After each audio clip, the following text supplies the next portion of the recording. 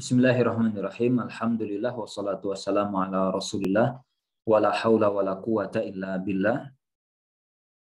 Ini ada pertanyaan di grup belajar muamalah. Bismillah. Assalamualaikum warahmatullahi wabarakatuh. Ustaz, ahsanallahu ilaikum. Saya Fadila, saat ini tinggal di Jerman. Saya ingin bertanya, bila saya melakukan pembelian barang dari Indonesia dengan harga rupiah, lalu saya membayar dengan euro melalui aplikasi transfer antar luar negeri sehingga akan diterima penjual sebagai rupiah dikonversi langsung oleh aplikasi.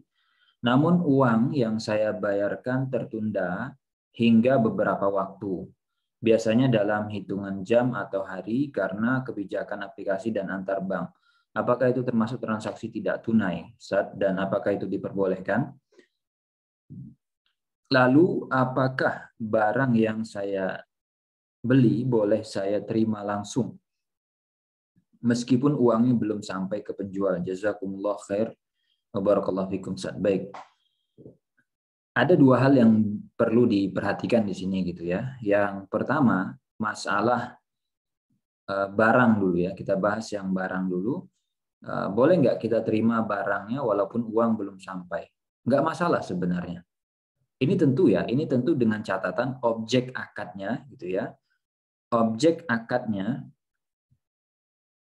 ini bukan bukan sesuatu yang harus serah terima tunai gitu ya, bukan misalkan emas dan yang lain. Itu kalau seperti itu nggak boleh. Anggap ini misalkan barang-barang yang tidak mempersyaratkan serah terima secara tunai gitu ya.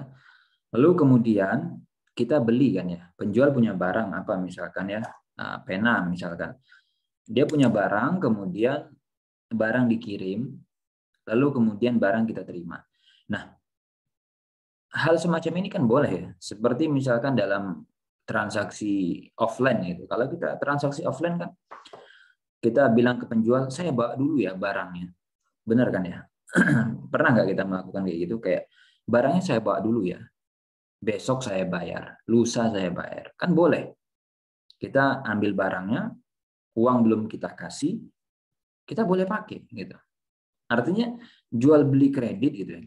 Jadi kalau misalkan seperti ini gitu ya. Kalau penjual di Indonesia gitu. Penjual di Indonesia itu kirim barang ke kita.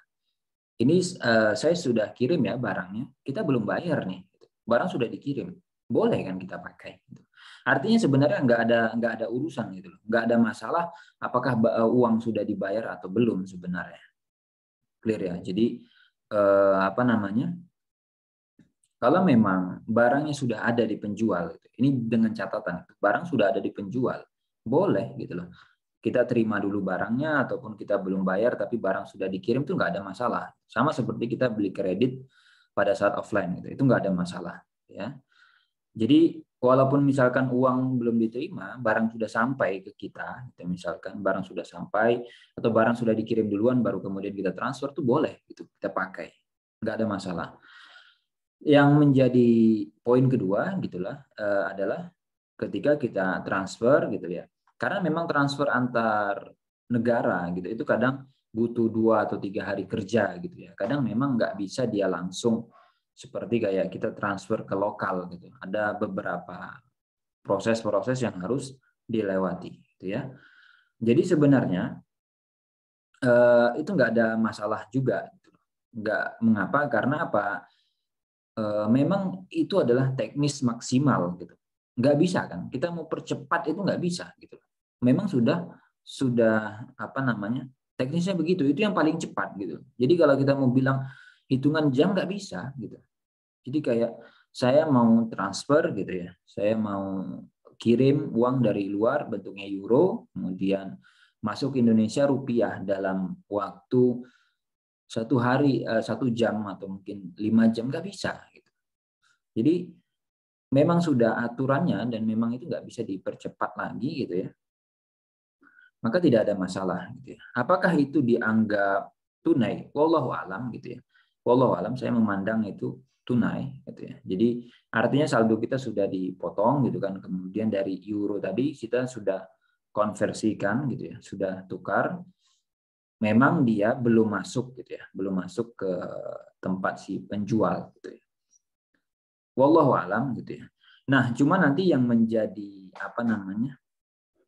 Yang menjadi catatannya adalah misalkan gitu ya, kalau si penjual belum punya barang, gitu.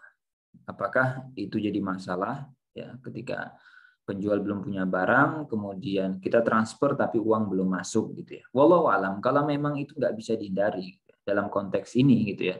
Kita transfer uang tadi memang sebenarnya sudah berkurang kan ya, dari saldo kita sudah dipotong dan memang prosesnya itu nggak bisa dipercepat gitu.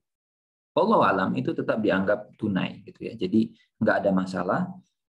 Kalaupun memang nggak bisa dipercepat, nggak bisa gitu. Wallahu alam, saya nggak tahu kalau bisa lebih cepat gitu ya, kadang 2 sampai 3 hari kerja gitu. Kalau memang bisa lebih cepat tanpa harus proses yang lama, tentu kita akan pilih yang lebih cepat. Tapi kalau enggak, maka wallahu alam itu disamakan seperti tunai, karena memang uang kita juga sudah dipotong gitu ya. Tapi kalau kayak seperti yang disebutkan di poin 1, di mana barangnya sebenarnya sudah ada di penjual lalu dia kirim gitu, kita belum bayar, sebenarnya nggak apa-apa gitu. Apalagi kalau misalkan yang jual itu sudah kenal dengan kita, bisa jadi tetangga atau keluarga gitu ya, kita beli gitu kan, kemudian barang sudah dikirim sama dia, kita belum bayar, kan nggak apa-apa. Jadi boleh saja kemudian kita beli barang, lalu kita belum bayar, barang sudah kita ambil, sudah kita bawa. Gitu. Tapi sekali lagi ini catatannya adalah kalau barangnya gitu ya, objeknya itu adalah bukan sesuatu yang harus diserah terimakan secara tunai seperti emas dan yang lain, itu kan nggak bisa kita lakukan secara tunai gitu ya. Ada fase pengiriman dan yang lain itu dianggap tidak tunai. Tapi kalau barang-barang yang lain seperti pena tadi dan yang lain, maka itu nggak apa-apa. Wallahu taala alam bisawab, ya semoga bisa menjawab apa yang ditanyakan.